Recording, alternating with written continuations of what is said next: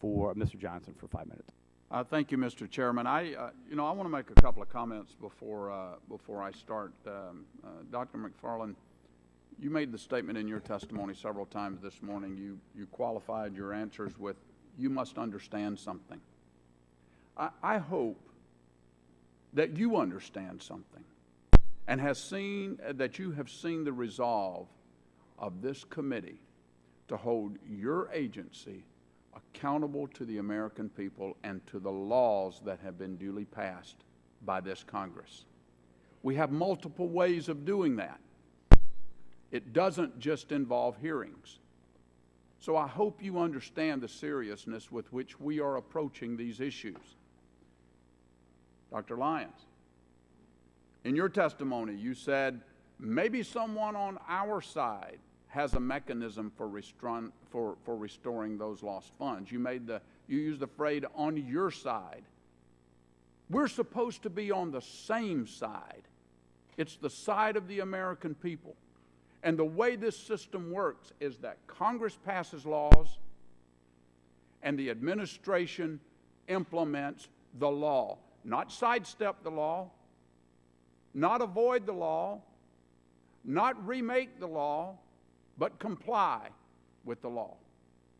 So I hope both of you understand that it doesn't stop here today. We're going to hold you accountable. I hope that's clear. Dr. Lyons, the NRC is committed to provide this committee with a monthly report detailing their actions and expenditures to comply with the court's decision. Will you make that same commitment to provide us with a monthly report on DOE's actions and expenditures as the applicant in support of the license review? We'll be happy to commit to provide you with regular reports as there are events that lead to change. I ask about a monthly report detailing the actions. Are you willing to provide us with a monthly report on the Department of Energy's actions and expenditures? If you wish it monthly, so a monthly yes, report. Sir. We will do it monthly. Our suggestion is that doing it when there's changes. Well, no, I want a monthly report. This committee wants a monthly report, just like we're going to get from the NRC. Can you commit to that? Yes, sir. Okay, thank you.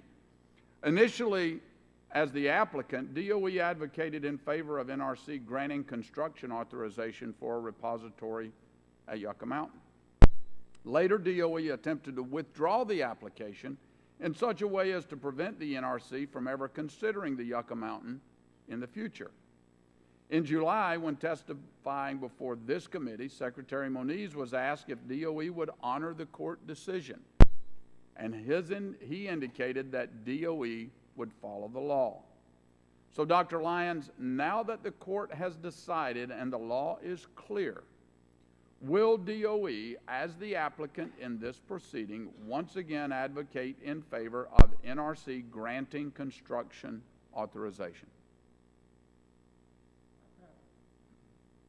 Our path forward remains under evaluation. It depends on the NRC's. That wasn't the question. I'm not asking you about the evaluation. I'm asking you about what Dr. Moniz, what he said, what Secretary Moniz said, that DOE would follow the law.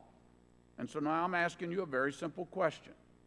Now that the court has decided and the law is clear, will DOE as the applicant in the proceeding once again advocate in favor of NRC granting construction authorization? Will you follow the law? We will certainly commit to following the law, but Great, it's premature to say what the exact path will be. I'd like to follow up on some questions that I posed to Secretary Moniz in July.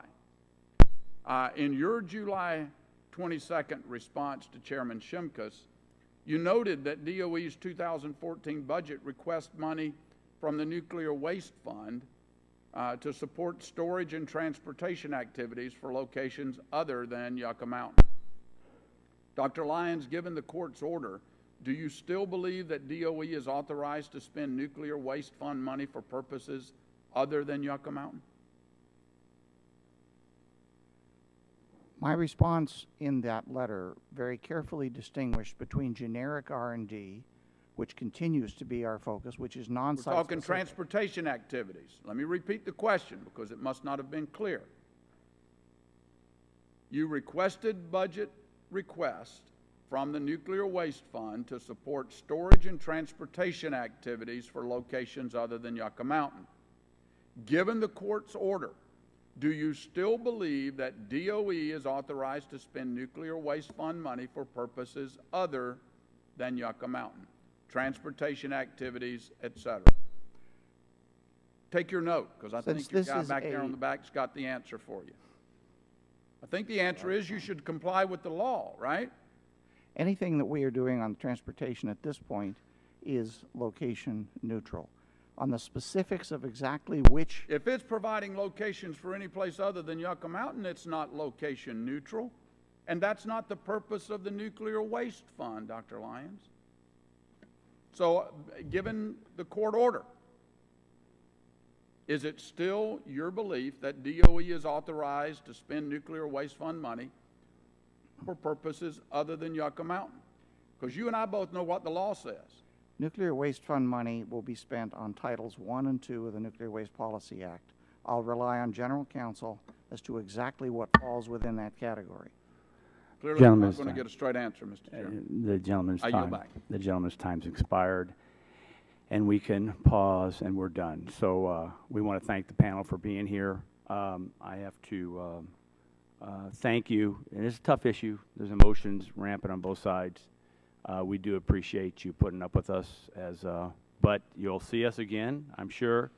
In conclusion, I'd like to thank, again, you all for being here and the members who participated, and remind my colleagues that they have 10 business days to submit questions for the record, and I ask the witnesses all to agree to respond promptly as possible to all questions. And with that, the hearing is adjourned.